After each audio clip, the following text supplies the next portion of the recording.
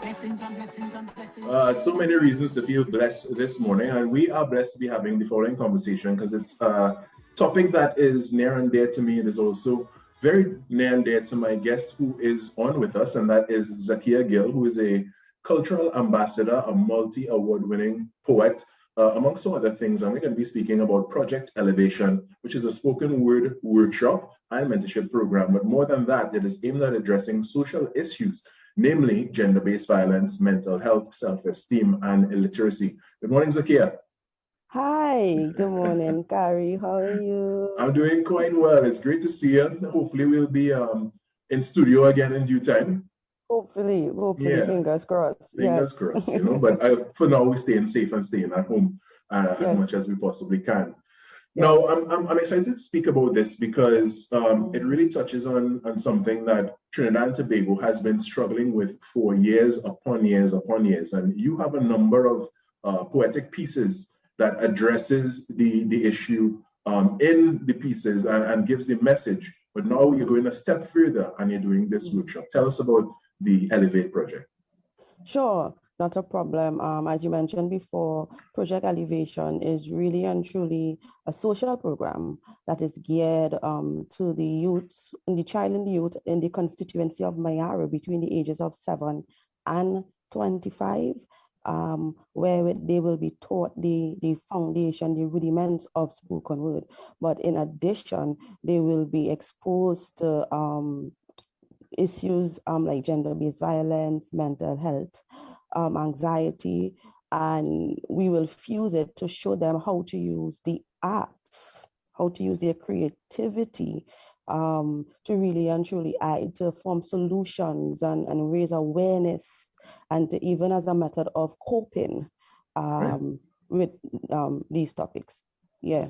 Yeah, and these things that you're addressing, it's so prevalent nationwide and in the Mm-hmm. world, really. And if we all sit down and wait on the government to do something and say something, it will never get done because it takes more than Mm-hmm. one approach. It'll take more than just a Mm-hmm. bill allowing women the use of pepper spray and other means of Mm-hmm. protection. It takes education as well. Mm-hmm. So when it comes to Mm-hmm. the education side of it and Mm-hmm. training the youth, well, not only how to make and create poetry out of it, but when it comes to teaching them about the intrinsic value of fighting against these issues, what's Mm-hmm. the approach of this collaborative effort for Elevation, Project Elevation? Sure, not a problem. Well, it's a collaborative effort between a number of NGOs. I am the project coordinator. They like to say that I'm the brainchild because it was basically my idea. Right, Right.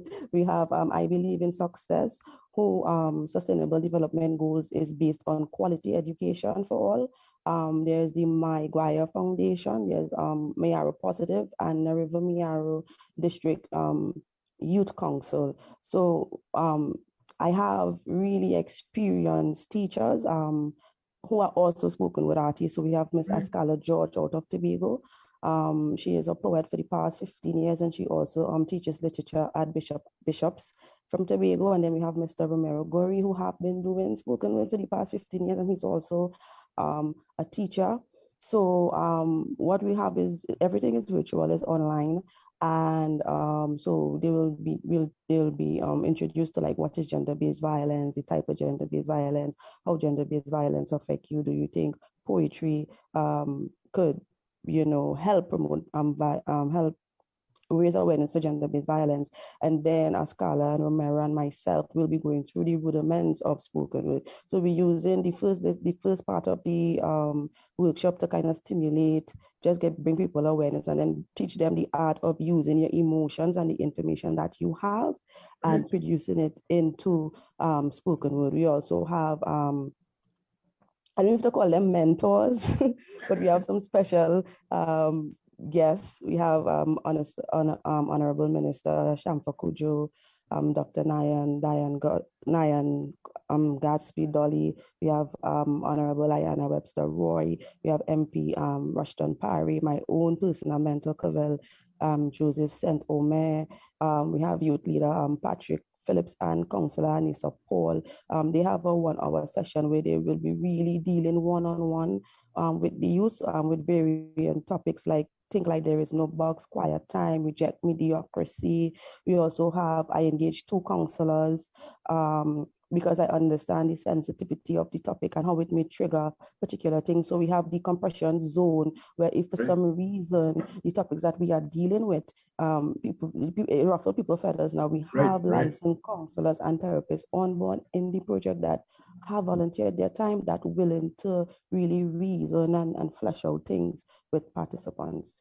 Wow, I want to applaud you, and I want to applaud the entire team that is involved in making this happen. Well, you call a number of names there, and there are people in positions of leadership and people in positions of power who can use their positions to help further this cause. Has there been any discourse on, you know, what would be the next step after this, and how we can take that maybe governmental and community approach to further the education, further the awareness, further the action really against this?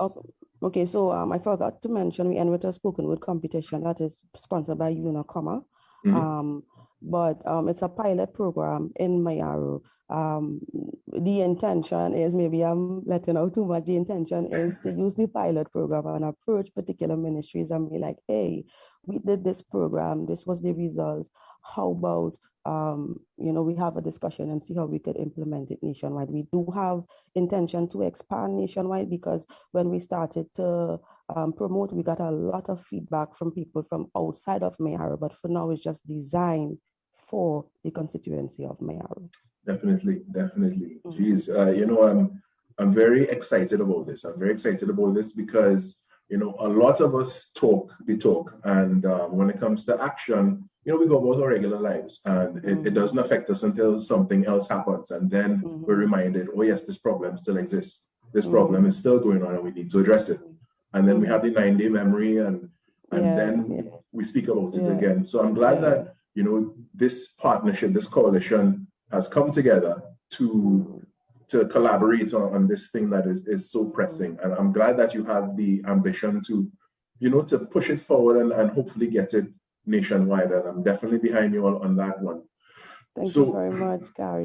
Yeah, of course. How do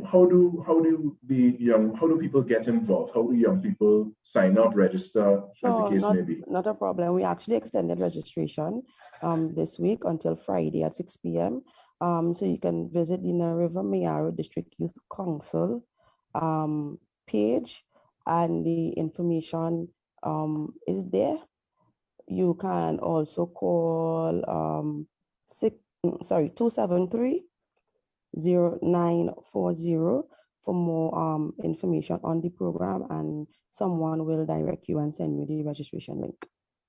Wonderful. Well, with that, I want to thank you so much for your time this morning.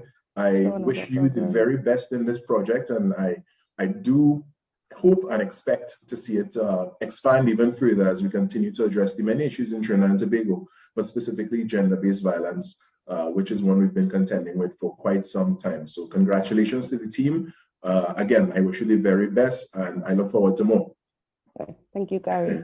Thanks for having me. Yes, thank you for being with us, and continue to stay safe and continue to do the great work. Thank you very much. Bye. All right, Zakia. That is Zakia Gill, who is a cultural ambassador, multi-award winning poet, and she also founded the program, or is organizing the program, Project Elevation, to address many issues in Trinidad and Tobago, including gender-based violence. You can check out the Mayaro Youth